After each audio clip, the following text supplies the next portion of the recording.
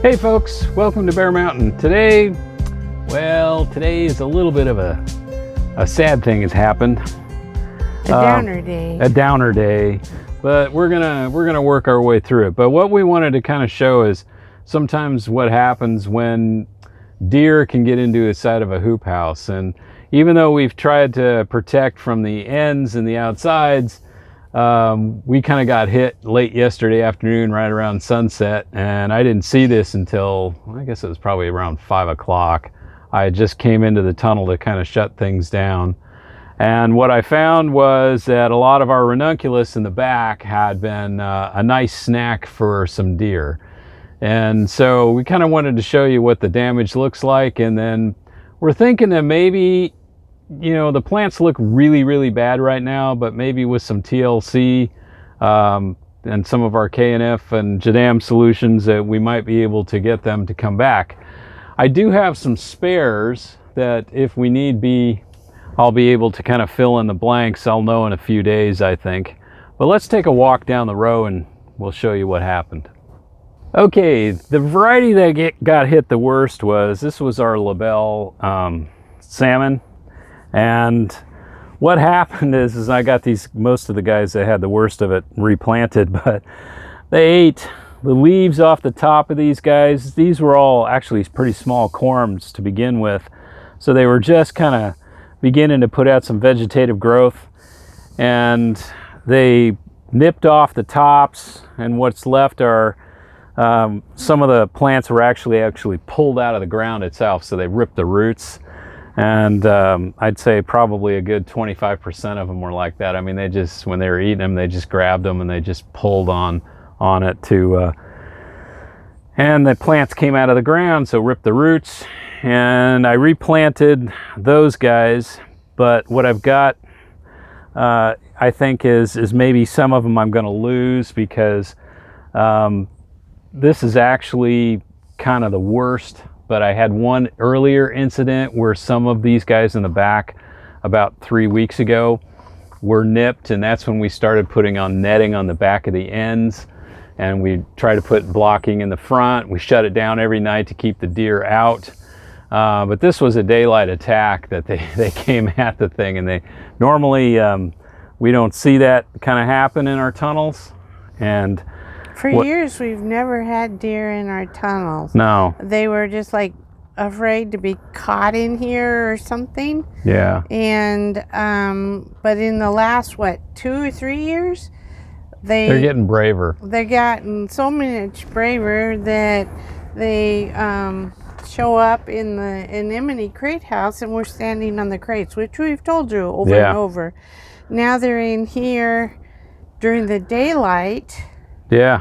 With where we're trying to vent for good, growth, and they're just coming in and saying snack time. Yeah. So what we're gonna do is temporarily, until we can get some kind of protection on the outside of the tunnel on the sides, because we're gonna have to vent this. The humidity is gonna be way too high in here. It's unseasonably warm. Yeah, and so what we're gonna do is we've got some of this 7-foot wide bird netting. You can get it like at Home Depot or something like that, or Amazon. I mean, it's sold all over the place, and it comes in like a 100-foot roll.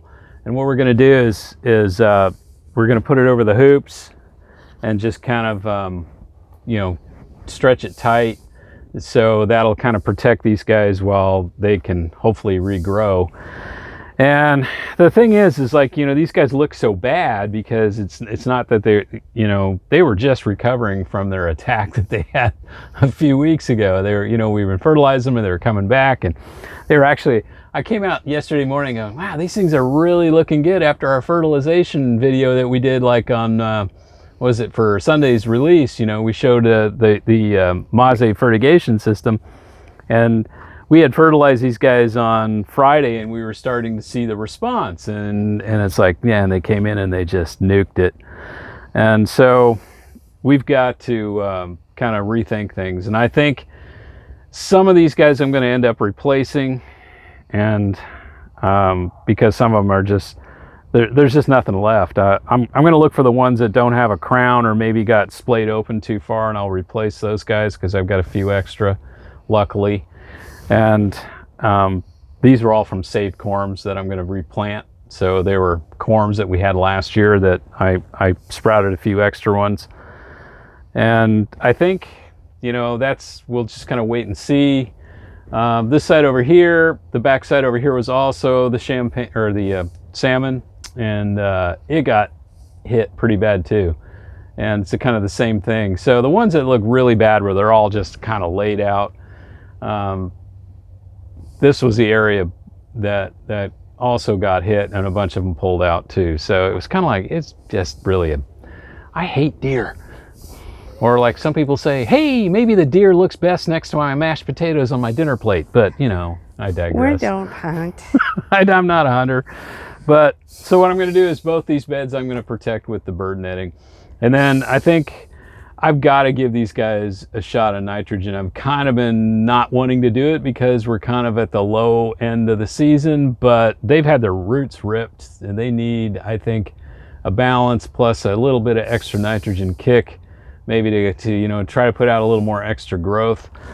And then I think after I do that, I'll be able to do that, I think, this weekend. So in a day or two, I'll be able to do that. And because that'll be about 7 days since the last time I hit it, and I'll know for sure which ones I'm going to have to replace by then too. And then I think the other thing is just watch and see what the response is, and hopefully, you know, they begin to recover. We've got a couple of months of vegetative growing season left, so hopefully they'll recover. Because they won't bloom until the middle of March. Right. And so the other thing that I think I will do is I need to get some minerals to them from like in a foliar feed situation. So when they put out some extra leaves or begin to put out some leaves, probably in a couple 3 weeks or so, I'll come back and I think I'll hit it with some fermented seawater. We'll do a video on that, show you how we make that. It's a K&F solution that uses the minerals from sea salt plus LAB to help it get into the plant, and you know, it really kind of gives greens a good boost. So I think we'll do that too, and hopefully, you know, we can get a robust crop out of it. So there's not a whole lot of educational on this, unless somebody's got tips on how to get rid of deer other than a 30-30. Yeah. I mean, we've tried them all. We've done soap and stinky stuff. Yeah, I've tried repellents, and it works a little bit, but they just get used to it. Right. And so we just wanted to show that not everything is always, you know, perfect or... Yeah.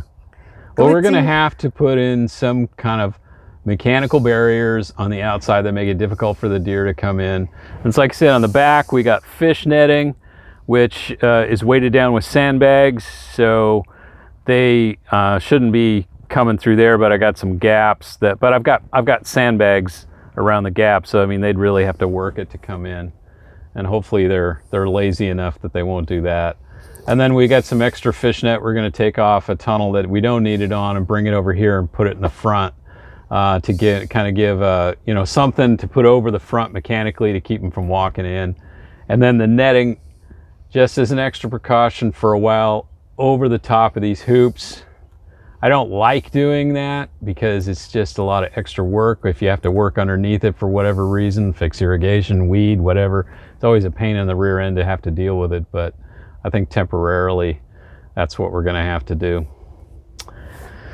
Which is weird because we got other stuff in this tunnel like delphiniums, and they didn't even bother the buds on those, or the snapdragons or anything. They don't like those. They didn't like those, so they left those alone. So, yeah.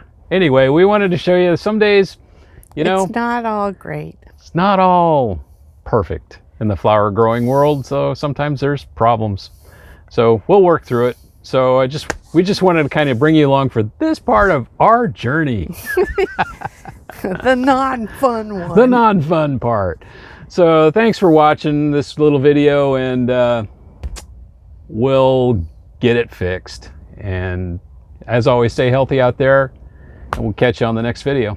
Bye-bye. Bye.